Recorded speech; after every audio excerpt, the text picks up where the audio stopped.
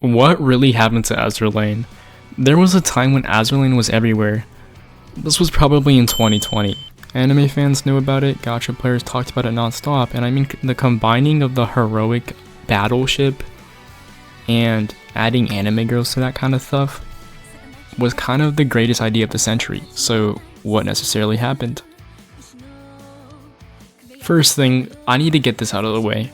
This video is not meant to diss Azur Lane.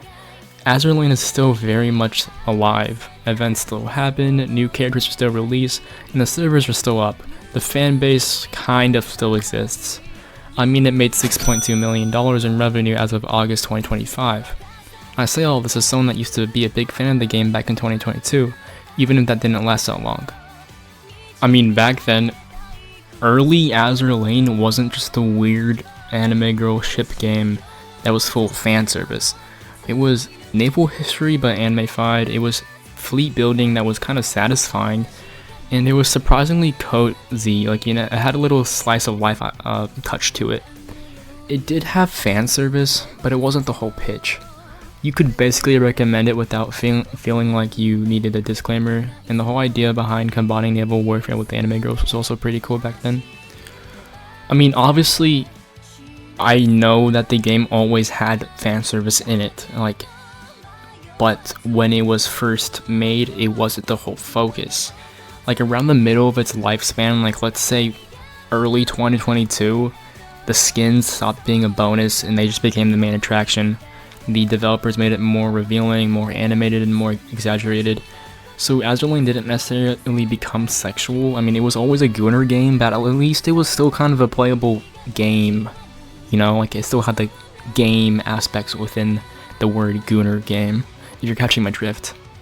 Because all of a sudden, the devs suddenly committed to only releasing updates if there was a collab. Pretty much 90% of all the other updates were just gooner skins that people could gamble for. I guess that worked out financially, but in the long run, that really just messed up the game. It destroyed it culturally. It kind of narrowed the audience to, well, the stereotypical 30-year-old otaku people, I guess. And look, I'm not trying to disrespect anyone that plays Azur Lane. Obviously, I know that's not true.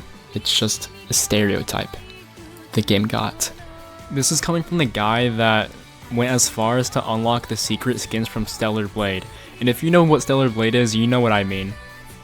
I honestly don't care if a game has gooner aspects. I'm the type of guy to overlook fan service as long as the game itself is still fun. The thing about Azur Lane is developers just self-sabotaged the game with the whole gooner aspect. They ruined the chances for media coverage, and a simple way to put it is that most sponsors did not want to sponsor a game that was a borderline hit game. I guess this makes sense because of how, you know, I've always felt wary about ever recommending this game to my friends, only because of how much fan service Azur Lane really has. So what really happened? I mean, the title of this video in itself is a question. This video is not meant to be a deep dive. It's a short form way to just ask a question to a broad audience.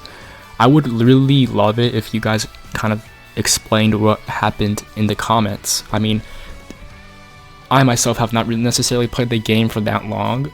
I played it in 2022 for a few weeks. I got off of it and played it again for a little bit back in 2023, and that was all my experience with it. I'm not really a big player. I'm not really in the fandom either. The only reason why I made this video was because it just came into my mind, and I really like naval warfare. So this is what I'll say about it. In my opinion, I wouldn't say sexualization was the reason why it fell off. Sexualization kind of just made it its entire public identity, so the developers of Azur Lane slowed on innovation.